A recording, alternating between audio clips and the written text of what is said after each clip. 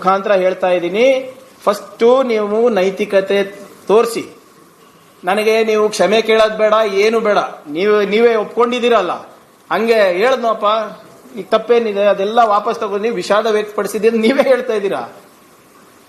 First ನೀವು ರಾಜೀನಾಮೆ ಕೊಡಿ ಸಾವರ್ಕರ್ ವಿಚಾರದಲ್ಲಿ. ಅದಾದ್ಮೇಲೆ ಮುಂದೆ ನಿಮಗೆ ಜನರು ಗೌರವಿಸಬೇಕು, ನಮ್ಮ ಪಕ್ಷದಿಂದ ಗೌರವ ಬೇಕು, ನನ್ನಿಂದ ನಿಮಗೆ ಗೌರವ ಬೇಕು ಅಂದ್ರೆ ಫಸ್ಟ್ ರಾಜೀನಾಮೆ ಕೊಡಿ. ಅವಾಗ ನಾನು ಹೇಳ್ತೀನಿ, ಎಲ್ಲಪ್ಪ ಮಾತಿಗೆ ಬದ್ಧ ಇದ್ದಾನೆ ಮನುಷ್ಯ, is a man of his word, Baba ಸಾಹೇಬ್ರ ಅನ್ವಾಯಿ, ಸಂವಿಧಾನದ ಅನ್ವಾಯಿ ಅಂತ ಅನ್ಕೊಂಡು ಗೌರವ ಕೊಡಬಹುದು.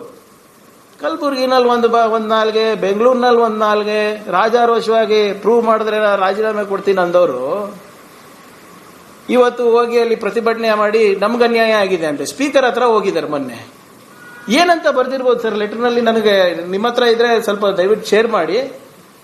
ಯಾಕಂದ್ರೆ ಏನಂತ ಹೋಗಿ ಹೇಳಿರೋ ಲೆಟರ್ನಲ್ಲಿ ಉಲ್ಲೇಖಿಸಿದ್ದಾರೆ, ಸರ್ ನಾನು ನಾಯಿ ಅಂತ ಹೇಳ್ದೆ, ಅದಕ್ಕೆ ಜನ ನನಗೆ ಬೈತಾ ಇದ್ರು, ಅದಕ್ಕೆ ನನಗೆ ಜನ ಸ್ವಲ್ಪ ಬೆನ್ನಿದ್ದೆ ಬಿದ್ಬಿಟ್ರು, ಅದಕ್ಕೆ ನಂದು ಹಚ್ಚುತ್ತೆ ಆಗಿದೆ ಅಂತ ಬರ್ದಿದಾರ. ಏನಿದು ಲಾಜಿಕ್? ಇದ್ರ ಏನಾದ್ರೂ ಹಚ್ಚುತ್ತೆ ಹೇಗಾಯ್ತು ನಿಮ್ದು ಅದನ್ನ ಹೇಳಿ ನನಗೆ. ನೀವು ಒಬ್ಬ ಕ್ಯಾಬಿನೆಟ್ ಮಿನಿಸ್ಟರಿಗೆ ಅಥವಾ ಯಾರಿಗಾನ ಇರ್ಬೋದು ರೀ, ನಾಯಿ ಅನ್ಬೋದಾ? ಯಾರಿಗಾನ ಇರ್ಬೋದು.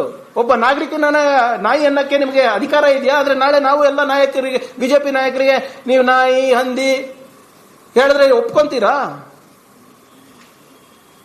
ಆಮೇಲೆ ಬಂದು ಮತ್ತೇನೋ ಒಂದು ಪುರಾಣದ ಕಥೆ ಹೇಳೋದು, ಏನ್ ಸರ್ ವಿಷ್ಣು ಅವತಾರ ಒಂದಿದೆ ಅಲ್ಲ, ಅದು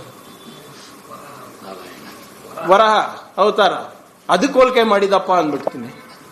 ಆಗ್ತದೇನ್ರಿ? ಏನ್ ಇವ್ರಿಗೆಲ್ಲ ಕಾಮನ್ ಸೆನ್ಸ್ ಇದೆಯಾ? ಲಾಜಿಕ್ ಇದೆಯಾ? ಯಾ ಕೇಶವ್ ಕೃಪನಲ್ಲಿ ಟ್ರೈನಿಂಗ್ ತಗೊಂಡು ಇವ್ರದೆಲ್ಲ ಮೆದುಳೆಲ್ಲ ಹೋಗ್ಬಿಟ್ಟಿದೆ. ಇವ್ರದ್ದು ಕಾಮನ್ ಸೆನ್ಸ್ ಅನ್ನೋದೇ ಇಲ್ಲ, ಲಾಜಿಕ್ ಅನ್ನೋದಿಲ್ಲ. ನೀವು ಕೇಶವ್ ಕೃಪಕ್ಕೆ ನೀವು ಅಟೆಂಡೆನ್ಸ್ ಹಾಕಕ್ ಹೋಗಿ ಅವರಿಗೆ ಮನವೊಲಿಸಕ್ ಹೋಗಿ ನಿಮ್ ಕ್ರೆಡಿಬಿಲಿಟಿ ಕಳ್ಕೊತಾ ಇದ್ದಾರ ರೀ ಪಬ್ಲಿಕ್ ನಲ್ಲಿ. ಸ್ವಲ್ಪ ನಾಚಿಕೆ ಮಾನ ಮರ್ಯಾದೆಯಿಂದ ಇರೋದ್ ಕಲೀರಿ.